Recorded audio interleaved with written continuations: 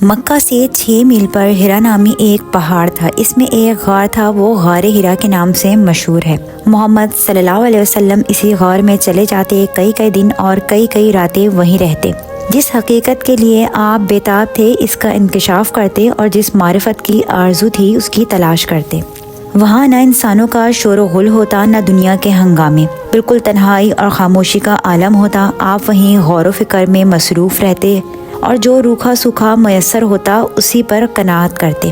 یہ تھے آپ کے دن اور یہ تھیں آپ کی راتیں۔ فکر و خیال کی پہنائیوں میں غوطے لگاتے، ذہن و دماغ کی گہرائیوں سے پتہ پوچھتے، جو حق معلوم ہوتا شوق کے ہاتھوں سے پکڑ لیتے اور جو باطل معلوم ہوتا اسے ذہن سے کھرچ دیتے۔ یہ دنیا جس میں ہم رہ رہے ہیں اس کی حقیقت کیا ہے، یہ ایک سوال تھا جس کا جواب پانے کے لیے آپ سخت بے چین تھے۔ سال پر سال گزرتے رہے، آپ کا یہی حال رہا۔ آئے دن غار میں جاتے رہتے اور جب رمضان کا مہینہ آتا تو بالکل ہی یکسو ہو جاتے اور راتوں دن وہیں رہتے۔ معمول تھا کہ غار سے جب مکہ واپس ہوتے تو سب سے پہلے آپ کعبہ جاتے اور اس کا طواف کرتے۔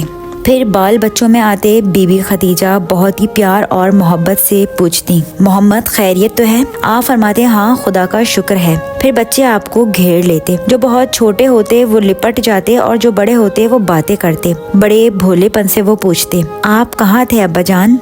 آپ کے ساتھ ہم بھی چلیں گے۔ آپ صلی اللہ علیہ وآلہ وسلم ان کو گود میں اٹھا لیتے، پیار کرتے، محبت سے سر پر ہاتھ پھیرتے، میٹھی میٹھی باتیں کرتے اور فرماتے، اچھا کبھی تم بھی چلنا۔ آپ کچھ وقت بال بچوں میں گزارتے، ان کی پیاری پیاری باتوں سے خوش ہوتے، ان سے ہنس بول کر سکون پاتے اور ان کی معصوم اداؤں کے مزے لوٹتے۔ پھر غار ہرا لوٹ جاتے۔ لیکن یہ مبارک گھڑیاں اور یہ خوشی کے لمحے جلد ہی بیت گئے۔ آپ کے سب بیٹے ایک ایک کر کے اللہ کو پیارے ہو گئے۔ قاسم، طیب اور طاہر سب اللہ سے جا ملے۔ زخم پر زخم لگتے رہتے لیکن آپ صلی اللہ علیہ وسلم صبر کرتے رہے۔ بچپن میں تو یتیمی کا دکھ اٹھایا، بڑے ہوئے تو جگر گوشوں کا غم کھایا۔ اب صرف آپ کی بیٹیاں رہ گئیں۔ بیٹیاں صرف 4 تھیں، زینب رضی اللہ تعالیٰ عنہ، رقیہ رضی اللہ تعالیٰ عنہ، ام کلثوم رضی اللہ تعالیٰ عنہ اور فاطمہ رضی اللہ تعالیٰ عنہ۔ زینب جوان ہوئیں تو ان کی شادی ابو العاص سے کر دی۔ یہ بی بی خدیجہ کے بھانجے اور ربیع کے بیٹے تھے۔ پھر رقیہ اور ام کلثوم کی شادی عتبہ اور عتیبہ سے کر دی۔ یہ دونوں ابو لہب کے بیٹے تھے۔ آپ کے ساتھ اب صرف فاطمہ رہ گئیں، پیاری اور ننھی فاطمہ۔ آپ بیٹوں سے تو محروم ہو گئے لیکن قسمت سے 2 بچے مل گئے، بہت ہی ہونہار اور سعادت مند، لائق اور وفا کیش۔ چنانچہ اب وہ دونوں آپ کے بیٹے تھے اور آپ ان کے باپ۔ بی بی خدیجہ کے ایک بھتیجے تھے، حکیم بن حزام۔ ایک روز بی بی خدیجہ ان سے ملنے گئیں، پھر واپس ہوئیں تو ایک غلام بھی ساتھ لائیں۔ غلام بہت ہی خوبصورت اور ناز و نعمت کا پروردہ تھا۔ آپ نے فرمایا، یہ کیسا لڑکا ہے خدیجہ؟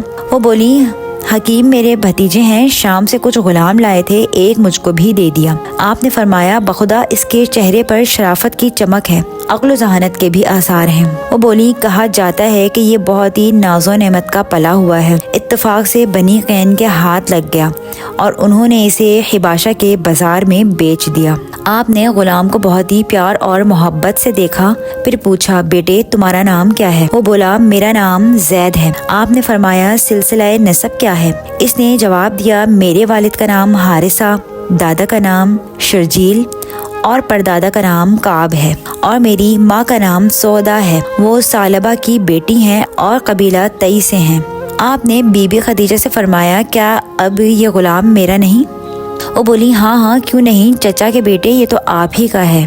آپ نے اسی وقت غلام کو آزاد کر کے اپنا بیٹا بنا لیا۔ پھر اس کے ماں باپ کے پاس ایک آدمی بھیج دیا تاکہ ان کو اطمینان ہو جائے کہ ان کا بیٹا خیریت سے ہے۔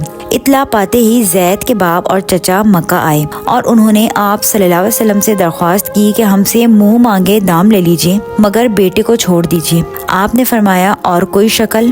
وہ بولے، وہ کیا؟ آپ نے فرمایا، میں بلاتا ہوں اور اس کی خوشی پر چھوڑتا ہوں، اگر وہ ساتھ جانا پسند کر لے تو آپ لوگ اسے لے جائیں، مجھے دام دینے کی بھی ضرورت نہیں، لیکن اگر اس نے میرے ہی ساتھ رہنا پسند کیا تو پھر میں بھی اسے نہیں چھوڑ سکتا۔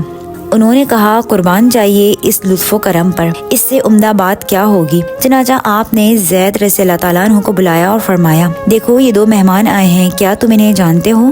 زید نے کہا ہاں یہ تو میرے باپ اور چچا ہیں۔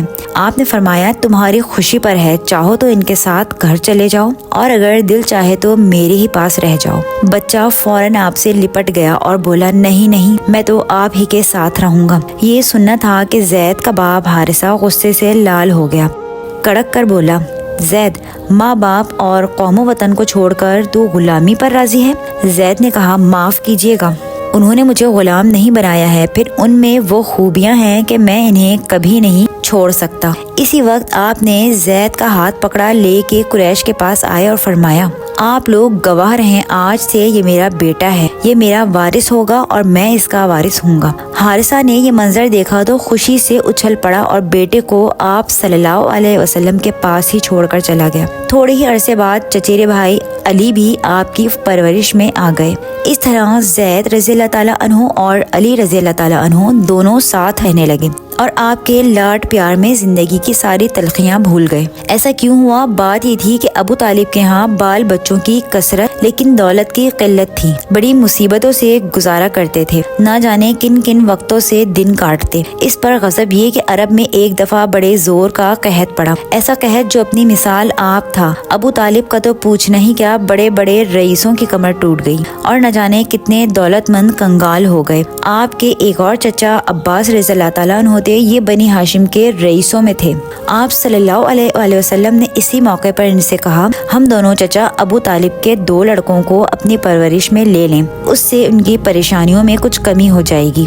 عباس رضی اللہ تعالیٰ انہوں نے یہ رائے پسند کی، چنانچہ دونوں ابو طالب کے پاس گئے اور ان کے سامنے اپنی بات رکھی۔ ابو طالب نے کہا جن کو چاہو لے لو۔ اس طرح عباس رضی اللہ تعالیٰ عنہ نے جعفر رضی اللہ تعالیٰ عنہ کو لے لیا اور آپ صلی اللہ علیہ وسلم نے علی رضی اللہ تعالیٰ عنہ کو، اور اس وقت سے آپ علی کے شفیق باپ بن گئے اور علی رضی اللہ تعالیٰ عنہ آپ کے چہیتے بیٹے۔